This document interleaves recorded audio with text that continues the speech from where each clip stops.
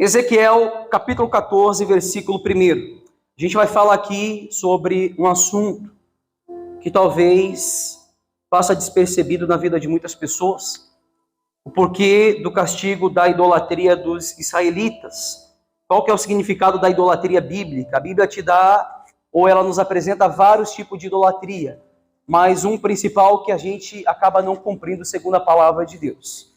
Eu vou ler, depois eu vou explicar para vocês poderem entender. Como eu sempre falo, por favor, evita conversar na cadeira, evita tirar a atenção de quem está do seu lado, porque esse é o momento mais importante da igreja, é a palavra. Você só pode receber libertação através da palavra, você só pode ser uma nova pessoa através da palavra. Você não pode dizer que você conheceu a Cristo se você não conhecer a palavra. É como a gente sempre fala, como é que eu falo com Deus? Através da minha oração, né? E como que Deus fala comigo? Através da sua palavra. Então, se eu deixar a palavra de lado, ou a minha cabeça estiver lá fora, Deus não falou comigo, porque os meus pensamentos estavam vagueando. Ezequiel 14 diz assim, todos acharam, gente? O castigo dos idólatras. Olha só, presta atenção, por favor. Então vieram ter comigo alguns dos anciões de Israel, e se assentaram diante de mim. Veio a mim a palavra do Senhor, dizendo: Filho do homem, esses homens levantaram os seus ídolos dentro do seu coração, tropeço para a iniquidade, que sempre tem eles diante de si. Acaso permitirei que eles me interroguem? Portanto, fala com eles e diz-lhe: assim diz o Senhor Deus, qualquer homem da casa de Israel que levantar os seus ídolos dentro do seu coração e tem tal tropeço para a sua iniquidade, e vier ao profeta, eu, o Senhor, vindo ele, lhe responderei segundo a multidão dos seus ídolos, para que eu possa apanhar a casa de Israel no seu próprio coração, porquanto todos se apartaram de mim para seguirem os seus ídolos. Portanto, dize a casa de Israel: assim diz o Senhor Deus, convertei-vos e apartai-vos dos vossos ídolos, e dai as costas a todas as vossas abominações, porque qualquer homem da casa de Israel, ou dos estrangeiros que moram em Israel, que se alienar de mim, e levantar os seus ídolos dentro do seu coração, e tiver tal tropeço para a iniquidade, e vier ao profeta para me consultar por meio dele, a esse eu, o Senhor, responderei por mim mesmo. Voltarei o rosto contra o tal homem, o farei sinais e provérbios, e eliminá-lo-ei do meio do meu povo, e sabereis que eu sou o Senhor. Se o profeta for enganado e falar alguma coisa, fui eu, o Senhor, que enganei esse profeta. Estenderei a mão contra ele, o eliminarei do meio do meu povo de Israel. Ambos levarão sobre si a sua iniquidade. A iniquidade daquele que consulta será como a do profeta, para que a casa de Israel não se desvie mais de mim, nem mais se contamine com todas as suas transgressões. Então diz o Senhor Deus: eles serão o meu povo e eu serei o seu Deus. Os obreiros podem sentar também, por gentileza. Hoje a gente vai falar sobre a maior fábrica de ídolos que existe em todo o mundo. A maior fábrica de ídolos, de idolatria. A idolatria é um dos problemas mais tratados na Bíblia com frequência. A gente vê aqui os anciões de Israel, ou os sacerdotes de Israel, ou um dos principais de Israel, indo até o profeta, se consultar com o profeta para falar com quem? Com Deus. Só que quando eles se colocam diante de Deus, Deus ele fala para o profeta: olha, profeta, faz esses anciões, esses homens lembrarem dos ídolos do seu coração, da idolatria do seu coração. Você vê que a Bíblia aqui não retrata em nenhum dos momentos de imagem de escultura.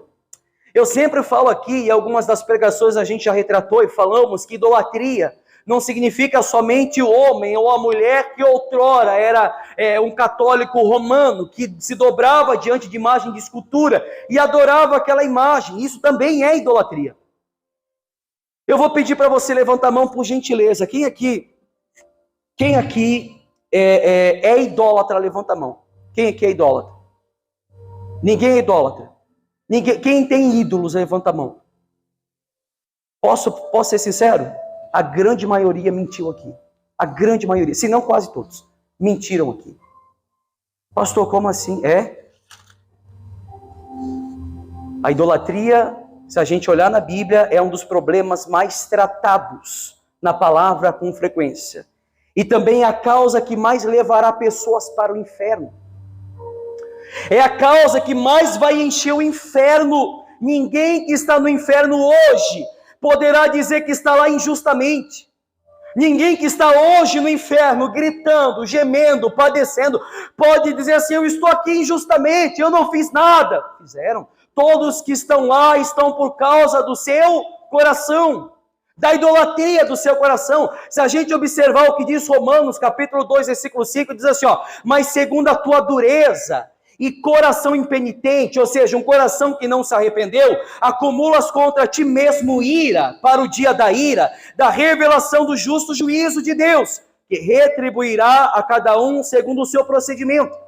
Todos que estão no inferno hoje, gritando, gemendo, padecendo, estão por causa da dureza do seu coração, do proceder do seu coração, não se arrependeram. Eu vou mostrar para vocês como muitos aqui têm ídolos. Como tem muitos idólatras dentro da igreja. Por mais que todos não levantaram a mão. Por mais que todos deixaram a mão baixada e falaram assim, pastor, eu não sou idólatra. Eu não tenho ídolos. Sempre que depositamos quaisquer porção de confiança, e não importando o quanto ela seja pequena, em algo que não seja no próprio Deus, nós cometemos ato de idolatria.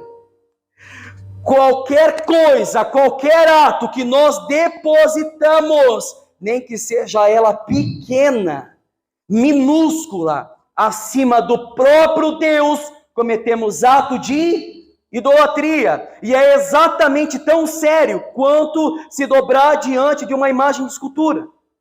É a mesma coisa, não há diferença da idolatria de imagem física e a idolatria do coração. A idolatria física, você adora um ser que não pode ver. E a Bíblia diz que aqueles que adoram se tornam semelhantes. Tem olhos, mas não pode ver. Tem bocas, mas não falam. Tem mão, mas não apalpam. A Bíblia não fala isso. Aqueles que adoram imagem de escultura se tornam semelhante a ela. Portanto, a idolatria, ela precede cada um de nossos incontáveis pecados que habita dentro do nosso coração. Se você continuar em Romanos 2,14, você vai ver que diz assim, porquanto, pois, os gentios que não têm lei, procedem por natureza de conformidade com a lei, e não tendo lei, servem eles de lei para si mesmo. Esses mostram a norma da lei gravada no seu coração, testemunhando também a consciência e os seus pensamentos, mutuamente, acusando-se ou defendendo-se, no dia em que Deus, por meio de Cristo Jesus, julgar os segredos que há no coração dos homens, com conformidade com esse evangelho. Romanos 2,14 fala isso. Os gentios não tinham lei, faziam lei para si, ou seja, a Bíblia diz que os gentios, por não terem leis, eles faziam lei para si mesmo, justamente daquilo que procedia do seu coração. Eu irei tratar desse tópico hoje para vocês, não como um propósito de condenar vocês, mas eu vou tratar para iluminar a mente de todos, para que vocês possam compreender e entender que aquilo que a gente está falando para vocês pode condená-lo ao inferno. A idolatria do coração, não a idolatria física, não a idolatria de adoração à imagem. Os gentios pensavam dessa forma. Quando Paulo pregava aos romanos, os gentios, por mais que eles não tinham leis, eles faziam leis para si, mas leis segundo o seu coração. Eles pensavam assim, o que eu estou fazendo está certo e ninguém vai imputar nada na minha vida. Por isso que os gentios eram excluídos. E por isso que a salvação no tempo dos israelitas eram pela lei, pelas obras da lei. Hoje não mais. Abraão foi justificado mediante as obras da lei. Hoje nós não seremos mais. Hoje as pessoas que estão no mundo, já viu aquelas pessoas que falam assim, não, eu faço isso mesmo, para mim está certo. Elas procuram retratar uma lei para si mesmo. Elas tentam basear talvez a condenação da sua mente naquilo que elas pensam. Por isso que a Bíblia mesmo fala: vós vai ao açougue e pedis a carne, nem que a sua cabeça, a sua mente não te acusa e não te condena. Como a gente sempre fala, as pessoas vão no açougue e compram carne, não vão? Você nunca pergunta para o açougueiro de quando que é a carne, você simplesmente compra. Você não sabe se aquele animal tinha uma doença incurável e morreu por uma doença incurável. Talvez você come uma carne podre e não sabe. Mas a Bíblia diz que nós pedimos no açougue sem que a nossa mente nos acuse, sem que a nossa mente nos condene. João Calvino escreve algo interessante: cada um de nós é desde o ventre materno esperto em inventar ídolos. Cada um de nós. De fato, diariamente enfrentamos tentações para criar novos ídolos, nos quais depositamos nossa confiança e esperança. E ele continua falando: essa esperança e confiança a qual depositamos, não sendo o próprio Deus, é a essência da idolatria. Essência da idolatria. Nós, desde o ventre materno, desde quando crianças, nós executamos desejos no coração. Você acha que uma criança não tem desejo? Você já viu uma criança com 6 anos, 5 anos, sempre querendo ser melhor que a amiguinha ou amiguinho? Sim ou não? Orgulho. Soberba, por mais que há inocência na criança, mas nós não sabemos que não há essa inocência, mas aos olhos da sociedade há uma certa inocência, mas a Bíblia mesmo fala que até as crianças terão que dar conta das obras dela no último dia, ou apresentar diante de Deus as obras dela, está escrito em Provérbios. Nós, desde crianças, nós trazemos para dentro do nosso coração ídolos e crescemos com aquilo. Ken Sande, também um grande pregador, ele fala, em termos bíblicos, um ídolo é alguma outra coisa que não seja Deus, no qual apregamos no nosso coração. Ou seja, tudo que colocamos acima de Deus se tornou idolatria. Idolatria. O povo de Israel queria se achegar a Deus, queria consultar a Deus, mas com o coração carregado de idolatria. Carregado de pecado. A Bíblia não estava falando de adoração à imagem, mas estava falando do homem lascívio, amante de si mesmo, presunçoso, avarento, um homem arrogante. Esse é o homem idólatra que adora a si mesmo. Esse era o povo de Israel. Esses eram os israelitas, queriam se consultar diante de Deus, queriam se colocar diante de Deus com o coração carregado de idolatria. E o próprio Deus falava: sim, profeta, deixa que eles venham consultar-me, porque eu vou pegar eles justo nos ídolos do seu coração. Deus iria fazer eles cair justo com o desejo do coração deles. Por isso que eu falo que não há no inferno aqueles que dizem assim: eu estou aqui injustamente. Todos que estão hoje gritando no inferno sabem exatamente a causa que estão lá. É ou não é? Você sabe por que você cai. É ou não é? Você sabe. Ah, pastor, eu caí, não, você sabe. Ah, pastor, outrora eu estava firme na presença de Deus, mas eu caí, não sei por que. Sabe, sim. Todo mundo sabe. É ou não é? Você sabe onde habita o ponto mais fraco seu. Você sabe, porque a própria palavra mesmo diz que todo homem é tentado e engodado pelo que está dentro do seu coração. Nós somos tentados pelo que está dentro da gente. Nós somos engodados pelo nosso coração. Se o homem cai por causa de mulher, porque ele alimenta isso dentro dele. Se o homem cai por causa de dinheiro, ele alimenta isso dentro dele diariamente, constantemente. Se tornou um ídolo. Tem pessoas que o ídolo dela é o dinheiro. Tem pessoas que o ídolo dela é a prostituição, e eu vou mostrar para vocês na Bíblia. A prostituição, a avareza, a lascívia. Tudo isso se tornou um ídolo na vida de muitas pessoas. Olha o que diz em Coríntios 10, 1. A gente vai passar um pouco pela Bíblia. Coríntios capítulo 10. Vocês estão entendendo, gente? 1 Coríntios capítulo 10.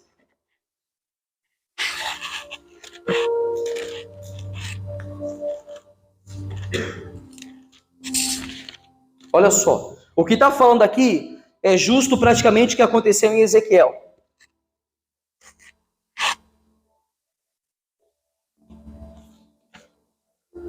Primeira Coríntios 10:1 diz assim, todos acharam, gente? Ora, exemplos da história de Israel. Ora, irmãos, não quero que ignoreis que nossos pais estiveram todos sobre a nuvem e todos passaram pelo mar, tendo sido todos batizados, assim na nuvem como no mar. Com respeito a Moisés, todos eles comeram de um só maná espiritual e beberam da mesma fonte espiritual, porque bebiam de uma pedra espiritual que os seguiam, e a pedra era Cristo. Entretanto, Deus não se agradou da maioria deles. Olha só como isso aqui é forte. Deus não se agradou da maioria deles. Razão, qual é a razão? Porque ficaram prostrados no deserto. Ora, essas coisas se tornaram exemplo para nós, a fim de que não cobicemos as coisas más, como eles cobiçaram. Não vos façais, pois o quê? Idólatras, como algum deles, porquanto está escrito: o povo assentou-se para comer e beber, e levantou-se para divertir-se. E não pratiquemos imoralidade como algum deles o fizeram, e qual caíram num só dia 23.000 pessoas. 23.000 pessoas. É muito comum a gente pensar em imagem de escultura quando a gente fala de idolatria, né? Que a gente aprendeu assim. Mas a abordagem de Paulo aos Coríntios é muito mais abrangente. Quando Paulo aborda os Coríntios, vê-se que é possível sermos adoradores de nós mesmos. A gente consegue olhar para esse texto e a gente vê que é possível a gente adorar nós mesmos, ser adoradores de nós mesmos, idólatras das nossas paixões e vontades, dos nossos sentimentos e prazeres, também conhecido como amante de si mesmo. Olhando para esse texto, a gente pode compreender que a gente pode adorar nossos desejos, nossas paixões, os nossos prazeres. Isso a própria palavra está falando. O apóstolo Paulo usa o exemplo dos israelitas que saíram do Egito, porém mantiveram os costumes da escravidão diante da presença de Deus. O mesmo costume. E na oportunidade que tiveram, eles se assentaram para comer, beber e relembrar das práticas dos velhos costumes e hábitos que eles faziam lá atrás. Quando Moisés tira o povo da escravidão, o povo sai da escravidão, o povo sai de uma vida árdua, apanhavam dia e noite, trabalhavam de graça, apenas pelos pepinos e cebolas que havia na escravidão, somente por isso. E quando Moisés tiram eles saem, por um momento Moisés bate na rocha, sai água, no outro dia sai o maná dos céus, cai diante dele, eles comem comida, sentam no chão, e a Bíblia diz que eles comeram, beberam e se levantaram para se divertir-se, não se preocuparam com a caminhada, e a Bíblia imputa isso como idolatria. Não sejamos como eles, idólatras. Por que idólatras? Porque eles olharam somente para eles. A promessa foi dada, Moisés leva o povo para a terra prometida. O povo caminhava, comia, bebia. A Bíblia diz que esse povo foi batizado no deserto, com a nuvem de dia que protegia do sol, e com a nuvem de fogo de noite que protegia do frio. O povo via as maravilhas de Deus, mas o povo sempre tem esse costume, amante de si mesmo, pensamentos em si mesmo, adoração de si mesmo. Esse é o problema do povo de hoje em dia. Agora, se eu perguntar para vocês quem aqui é idólatra, era preferível que todos levantassem a mão. É ou não é? Porque todos adoram alguma coisa. Ou vai dizer que não tem gente aqui que é lascívia? Vai dizer que não tem gente aqui que é amante de si mesmo, só pensa em si mesmo. Tem muitos dentro da igreja que é assim, só pensa em si mesmo. Arrogantes, soberbos, presunçosos. Não tem muita gente assim na igreja? Sim ou não? O povo de Israel, Paulo usa esse exemplo, como está escrito na passagem. Exemplos da história do povo de Israel. Vamos dar mais um exemplo, Colossenses 3,5. Olha o que diz em Colossenses 3,5. Quem tem dificuldade, o obreiro vai ajudar você a achar. Colossenses 3,5. Todos acharam, gente? Olha só. Fazei, pois, morrer a vossa natureza terrena. Tem que fazer o quê? Morrer. Fazei, pois, morrer a vossa natureza terrena. Todos acharam, gente? 2 pontos. Aí vamos lá. Olha só o que diz. Prostituição, impureza, paixão lasciva, desejo maligno e a avareza, que é o quê? É idolatria. Tá falando aqui, vamos lá. Tá falando aqui, ó. Fazei, pois, morrer a vossa natureza terrena, pois não adorais nem a Maria, nem a Aparecida, nem o Zé Jorge, nem o Tião Carreiro. Tá falando isso? Não. Tá falando que fazei, pois, morrer a vossa natureza terrena, que é prostituição, impureza, paixão lascívia, desejo maligno e a avareza, que é a idolatria. Pois por essas coisas é que vem a ira de Deus sobre os filhos da desobediência. Aí continua dizendo, no mesmo ramo da idolatria, ora, nessas mesmas coisas andastes vós também, noutro tempo, quando vivias nelas. Agora, pois, despojai-vos igualmente de tudo isso, da ira, indignação, maldade, maledicência, linguagem obscena do vosso falar. Não mintais uns aos outros, uma vez que vos despistes do velho homem com seus feitos, e revesti-vos do novo homem, que se refaz para o pleno conhecimento, segundo a imagem daquele que o criou. Amém? Vamos lá, alguns pontos da idolatria que Colossenses acabou de falar. Prostituição. Prostituição é uma idolatria. Se você pesquisar no dicionário o que é prostituição, você até pode achar engraçado o que eu vou falar agora. Mas o significado de prostituição no dicionário significa, a respeito da prostituição, é o estilo de vida de prostitutas e prostitutos. Pastor, por que o estilo de vida de prostitutas? Tem mulheres que amam usar roupa curta para chamar a atenção de homens. Sim ou não? Idolatria. Avareza, isso também é avareza. Ou seja, a prostituição, aquela mulher que se sensualiza, colocando roupas curtas para chamar a atenção de homens. Idolatria. Prostituto, pastor. Mesma forma, homens casados que tentam chamar a atenção de mulheres. Mesma forma, tanto homem quanto mulheres. Você pode pesquisar no dicionário que prostituição significa isso. O que significa impureza? Que é o segundo ponto. É a falta de pureza, ou seja, malícia. Nós pegamos a primeira semana do mês, antes da Santa Ceia, para quê? Para se purificar, se santificar, ser puros. Tirar de dentro da gente aquilo que nos afasta de Deus. Ou seja, se tornar semelhante a Ele, ser santo como Ele é santo. Então, pureza a impureza é a falta de pureza, ou seja, malícia, que trabalha na mente do homem e da mulher. A paixão lascívia. Outro ponto que a Bíblia fala, a paixão lascívia é utilizada no Velho Testamento para traduzir o termo hebraico como zimá, que significa desejo, pensamento, imaginação ou propósito íntimo. É obscuro, caracterizado pelos pensamentos pecaminosos, principalmente em referência à imoralidade sexual. Eu vou falar uma coisa, pena que tem muita criança aqui, mas eu ia falar uma coisa para os adultos poderem entender. Vou tentar falar de forma mais maneirada. A paixão lascívia. É o homem, quando está tendo o caso ou o ato com a esposa, está pensando em outra.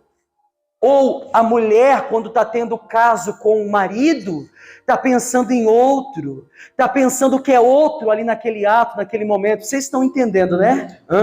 que tem muitas mulheres casadas, homens casados, que quando vão ter a relação com o cônjuge, não imagina a mulher, pensa em outros, pensa em outras. Somente assim ela adquire prazer.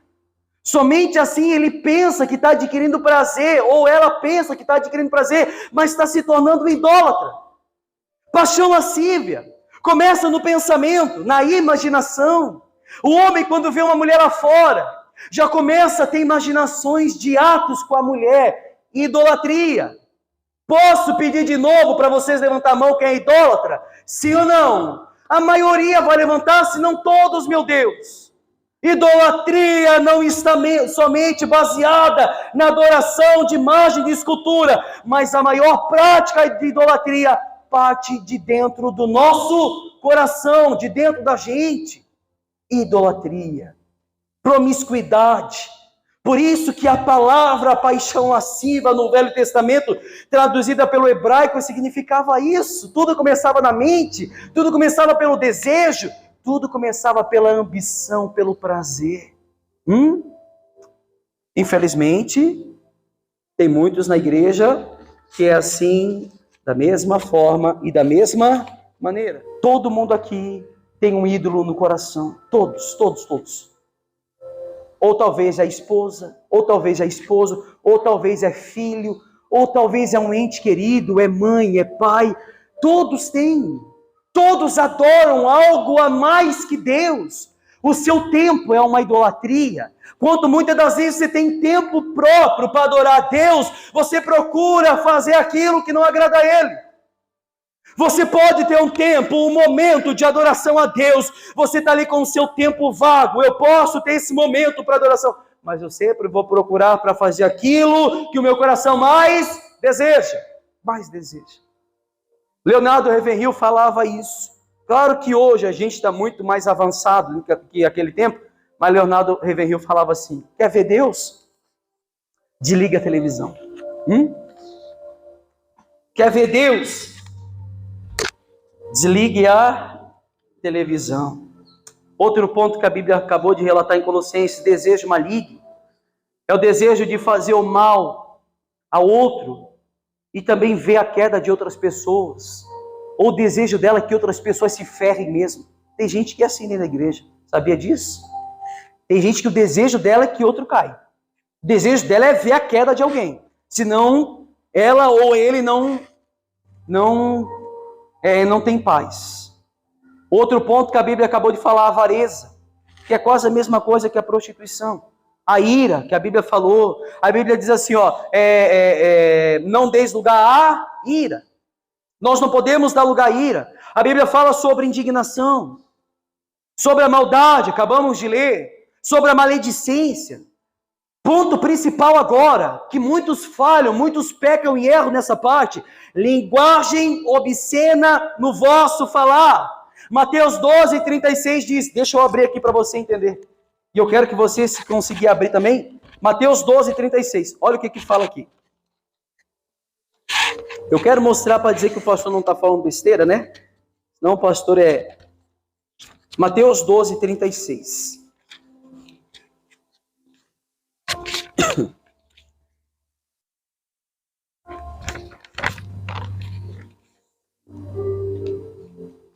Mateus 12:36 é o primeiro livro do Novo Testamento.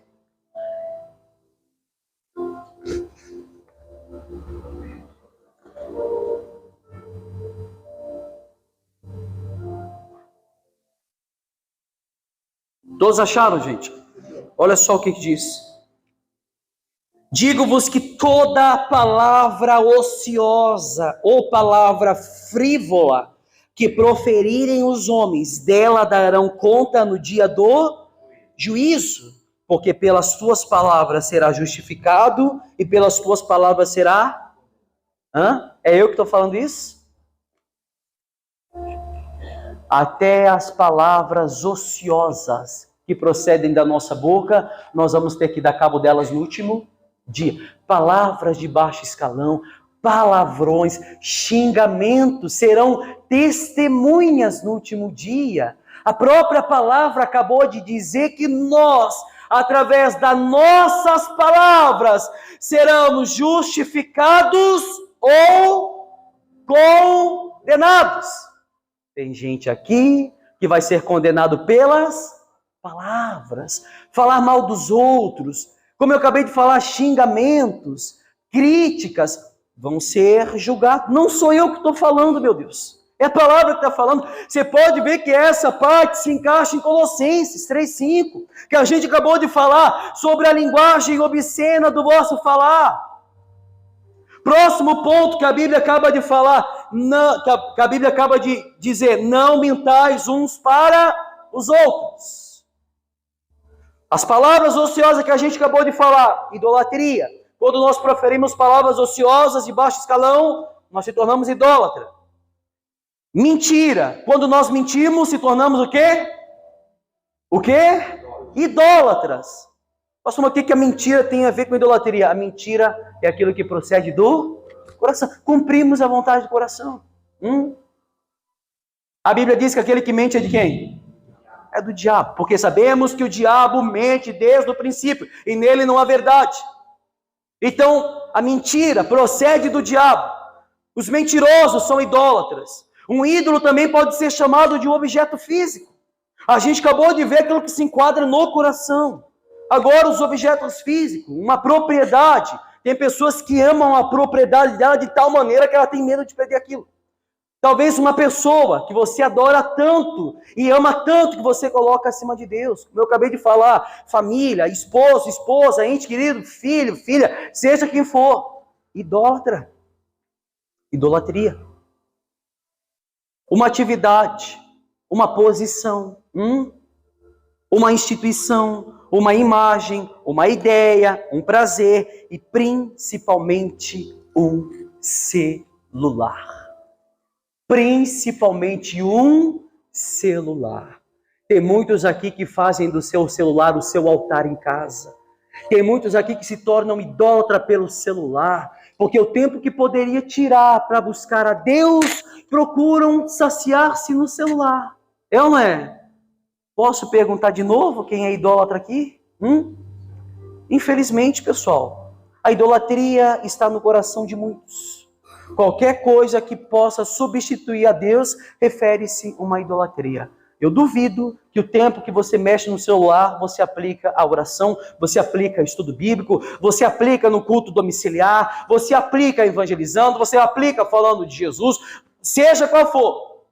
É como eu sempre falo, até no trabalhar, quando eu estou trabalhando, eu estou ouvindo pregação, eu estou ouvindo a palavra da verdade, com fone no ouvido, não importando quem está do meu lado. Cantando louvores, salmodiando, não importa quem está do meu lado. O nosso tempo, que a gente tem tempo para isso, a gente vai fazer. Estava conversando com um membro essa semana, e ela falou algo que é muito importante. Pastor, o tempo que eu tenho no meu trabalho, ali de folga, eu estou lendo a Bíblia, eu estou orando, é a coisa mais certa que tem a se fazer. Se já pelas palavras ociosas nós vamos ter que dar cabo no último dia, imagina no momento de trabalho, no momento de lazer que nós temos, estamos jogando palavras e conversas fora. Eu falo para os obreiros, principalmente já falei muito para o Valmor também. Quando tiver em grupo de pessoas, permaneça como? Calado. Sejam poucas as tuas palavras, para que não sejam pegas por elas. Porque você não sabe, tem muita gente que observa a gente. Tem muita gente que só quer uma falha nossa. Só quer um tropeço nosso. O pastor falou isso. Eu sou testemunha aquele dia. É ou não é? O obreiro falou isso. Tem muita gente que tem essa maldade. Então, quando tiver em grupo de pessoas, sejam poucas as tuas palavras, para que não chegue no último dia, você possa ser condenada por elas. Sou eu que falo isso? É a palavra que fala. Ou seja, todo ser humano é um adorador. Todos. A questão é, a quem ele adora? Em quem ele busca seu prazer? O coração é um termo bíblico, se a gente olhar pela palavra, mais compreensível para aquilo que determina a nossa direção de vida, entre o comportamento e os pensamentos. É o coração. Quando a Bíblia se refere ao coração, ela inclui os três principais, ou as três principais operações do homem interior. Ela começa com a mente. A mente inclui os pensamentos, as crenças, compreensões, memoriais, julgamentos, consciência e discernimento. O primeiro ponto é a mente. Depois, afeições, que se baseiam nos anseios, nos desejos, sentimentos, imaginações e emoções que a gente acabou de falar. E por último, segundo o terceiro estágio da emoção de dentro do homem interior, é a vontade, que ele realiza escolhas e determina as suas próprias ações. Se a gente olhar pela palavra de Deus, Provérbios 4:23 vai dizer: sobre tudo que se deve guardar, guarda o coração, porque é dele que procede as saídas da vida. De tudo que a gente tem que guardar, todas as coisas, tudo que a gente pode ver ou tocar ou sentir, de tudo o que se deve guardar é o coração, porque é dele que procede as saídas da vida. As pessoas caem por causa do coração. Os homens israelitas estavam entrando diante da presença de Deus, diante do profeta Ezequiel. Por que Deus não ouviu? Por causa dos ídolos do coração. Tudo começa aqui. A Bíblia diz que quando o pensamento está aqui não é pecado, mas quando ele desce pro coração, ele gera o quê? Gera morte. Então tudo começa no coração. Jeremias 17:9 também diz: enganoso é o coração mais do que todas as coisas, desesperadamente corrupto, quem os conhecerá? Ou seja, enganoso é o coração mais do que todas as coisas, mais do que tudo. Tem gente que quebrou a cara por ouvir a voz do coração. Por exemplo, uma menina nova quer namorar, aí ela encontra um traste, usuário, perdido, caído, que não quer nada com a vida, não trabalha, mas ela gosta dele, ela é. Aí ela vai e casa com o camarada, apanha, sofre, ela ouviu a voz do coração e não da razão. Porque eu duvido que uma mãe não fala assim: olha, minha filha, você vai colher as consequências, não é uma boa pessoa. Ou a mãe e o pai aqui nunca falaram isso? Sim ou não? Fala, porque eles sabem, já passaram por isso. Eles conhecem a vida, eles já passaram por várias coisas. Então, quando o filho ou a filha vai se relacionar com alguém que não presta, a mãe logo avisa, mas a filha fala: mas eu amo ele, mãe. Mas eu amo ele, pai. Então vai, e aí quebra a cara, e aí se concretiza o que está escrito em Jeremias 17:9, que enganoso, maior que todas as coisas é o coração, desesperadamente corrupto, quem o conhecerá? E a Bíblia continua falando: eu, o Senhor, esquadrio os pensamentos e o coração, para dar a cada um segundo o fruto das suas ações. Das suas ações. O próprio Deus esquadrinha os nossos pensamentos, esquadrinha principalmente o nosso coração para dar a cada um segundo o fruto das suas ações. Todos que estão hoje gritando e gemendo no inferno, sabe a causa. Sabe a causa. Todos que caem, sabe a causa. Sabe a causa. Tudo isso que eu falei, tudo isso que eu acabei de falar, a igreja ela acolhe muitos idólatras. Essa é a realidade. Volto a frisar. Não estou pregando isso para te condenar. Eu estou pregando isso para você abrir a sua mente e ver realmente qual é o ídolo que você tem no seu coração. Amém, gente? Porque muitas das vezes eu também tropeço. Eu também caio. Muitas das vezes num desespero. Vamos lá. Por isso que eu digo, todo homem é adorador, todos adoram alguma coisa. Tem momentos que eu também poderia estar lendo a Bíblia, mas eu estou no meu. Mas graças a Deus, meu maior tempo eu não fico no celular. Graças a Deus. Graças a Deus. Meu maior tempo, se eu estou no celular é ouvindo pregação, é ouvindo louvor, minha esposa sabe do que eu estou falando. Ou seja, não deixa o seu altar ser o seu celular. Não deixa a idolatria ser os seus pensamentos promíscuos, que a gente acabou de relatar. Você, casal, ore para Deus acender a chama da paixão entre vocês dois. Não colocar uma terceira pessoa no pensamento. Não faça isso. Isso é idolatria. E muitos fazem isso. Eu sei do que estou falando. Tem muita gente que eu atendia lá em Gaspar que falavam isso. Pastor, eu tenho um grande problema. Quando eu vou ter um ato com a minha esposa, com o meu esposo, eu coloco uma terceira pessoa na mente e só assim eu consigo ter prazer. É ou não é? Infelizmente. Mas se coloca uma terceira pessoa no pensamento é porque alimentou isso. Alimentou esse pensamento, é ou não é? Que não tem como eu colocar uma terceira pessoa no pensamento sem alimentar antes. Sim ou não? Então, muitos aqui, ou a grande maioria, é idólatra de alguma coisa. Há um ídolo no seu coração. Mas hoje a gente aprendeu sobre isso. E hoje a gente vai buscar a misericórdia da parte de Deus. E até na hora da ceia, a gente vai pedir para que os dois elementos que entrar na nossa boca e cair no nosso estômago, quando ele tiver contato com o nosso corpo físico, ele possa quebrar toda a imoralidade, toda a idolatria que há dentro da gente, para que a gente possa se tornar santo, assim como ele é santo. Amém? Pastor, é possível eu ser santo? Claro que é, com toda certeza. Pastor, mas aí todo mundo erra, todo mundo peca. Meu amigo, não arruma pretexto para falácia. Não crie coisa na sua cabeça. Nem todo mundo são iguais. Tem gente que o tempo que ela tem, ela busca mais a Deus constantemente. Ela tem prazer em Deus e não no pecado. Tem gente que é assim. Eu conheço muita gente que, meu Deus do céu, que se possível era para ir de carruagem de fogo para o céu. É?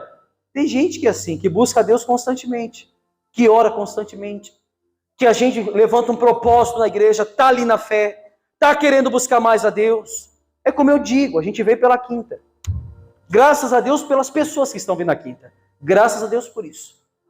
Vamos lá, um dos maiores ídolos está tendo reunião de oração na minha igreja e eu estou preferindo ficar em casa assistindo televisão ou mexendo no celular. Isso não é idolatria? Você está colocando acima de quem? Mas graças a Deus pelas poucas pessoas que estão vindo na quinta-feira e que possa vir muito mais. Amém? Como eu acabei de falar, o que eu preguei aqui não é para te condenar. É para abrir a sua mente referente à idolatria que há no seu coração. Agora, se o que eu preguei aqui você não colocou em prática, no último dia vai servir como condenação para vocês. Amém, gente? Vamos ficar de pé. Aplauda Jesus bem forte que ele merece. A gente vai... Amém. A gente vai participar da ceia agora. Vamos participar da ceia.